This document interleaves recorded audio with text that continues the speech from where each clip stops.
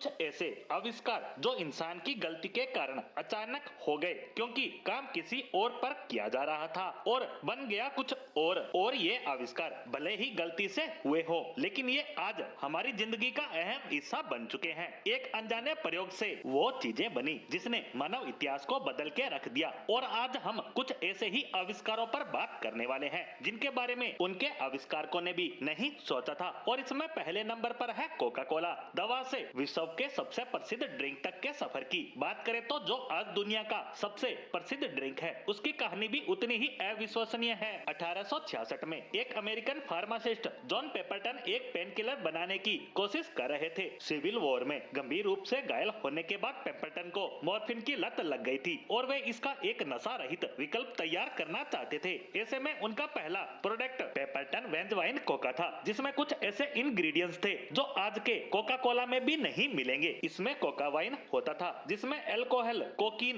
Containing Coca plants के पत्तों का मिश्रण था और साथ ही कोका नट्स होते थे जिसमें सिमुलेटिंग कोफीन होती है। उनका यह फ्रेंच वाइन काफी फेमस हो गया था, लेकिन जब 1886 में जॉर्जिया में टेम्परस मूवमेंट ने जोर पकड़ा तो पेपरटन को अल्कोहल फ्री अल्टरनेटिव तैयार करना पड़ा। उन्होंने वाइन की जगह शुगर सिरप का इस्तेमाल किया और अपने फार्मूला के साथ एक्सपेरिमेंट करते हुए गलती से कार्बोनेटेड वाटर मिला दिया, जिसका स्वाद उन्हें बहुत ही बेहतरीन लगा। जिसके बाद उन्होंने इसे फाउंटेन ड्रिंक के रूप में बेचने का फैसला किया, ना कि दवा के रूप में। उस समय तक पेम्परटन को मॉर्फिन की गंभीर लत लग गई थी और वे बीमार रहने लगे थे। उन्होंने मरने से पहले इस ड्रिंक से जुड़े शेयर अपने पार्टनर सासा ग्रिग कैंडर को बेच दिए, जिन्होंने कोका कोला को इतनी बड़ी कंपनी बना डाला। आगे बात करते हैं माचिस की। जब से इंसान ने आग जलाना सीखा, तब से इंसान इसे जलाने के तरीकों को बेहतरीन बनाने में लगा है। शुरुआत में आग विभिन्न तरीकों से जलाई जाती थी, लेकिन बाद में कुछ केमिकल का इस्तेमाल होने लगा, जैसे सल्फ्यूरिक एसिड से भरी एक कांच की शीशी को कागज में लपेटकर शीशी को तोड़ा जाता था, जिससे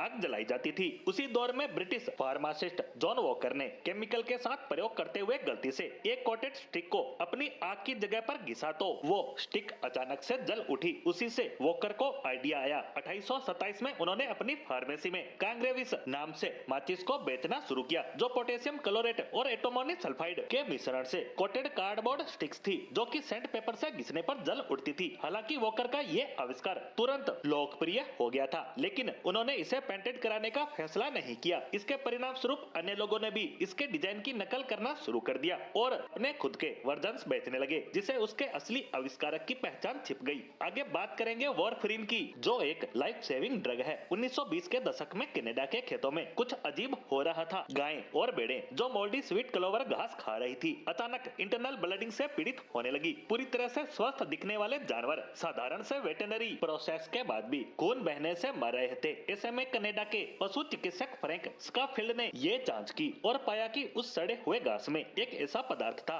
जो जानवरों के खून को जमने से रोक रहा था। 1940 में वाइस्कोसिंग यूनिवर्सिटी के वैज्ञानिकों की एक टीम, जिसमें बायोकेमिस्ट कार्लिंग शामिल थे, उन्होंने इस खून का थक्का जमने से रोकने वाले पदार्थ को अलग किया और इस पावरफुल कंपाउंड का एक यौगिक निकाला और उसे वॉरफरीन नाम दिया, जो विस्कॉन्सिन एल्यूमिनाई रिसर्च फाउंडेशन यानी WARF वारफ के नाम पर रखा गया, जो इस काम में वित्तीय मदद पहुंचा रही थी। इसका पहला इस्तेमाल हार्ट अटैक, स्ट्रोक्स और ब्लड क्लॉट्स को रोकने के लिए नहीं, बल्कि चूहों को मारने वाली दवा के रूप में किया गया। और 1950 में इसका पहली बार मेडिकल उपचार के रूप में इस्तेमाल शुरू हुआ, जिसके शुरुआती मरीजों में अमेरिका के राष्ट्रपति ड्वाइट डी eisenhower, जिनको 1955 में हार्ट अटैक हुआ और उनका इलाज वॉरफरीन से किया गया, जो आज एक प्रमुख ब्लड थिनर है और हार्ट पेशेंट के लिए अत्यंत महत्वपूर्ण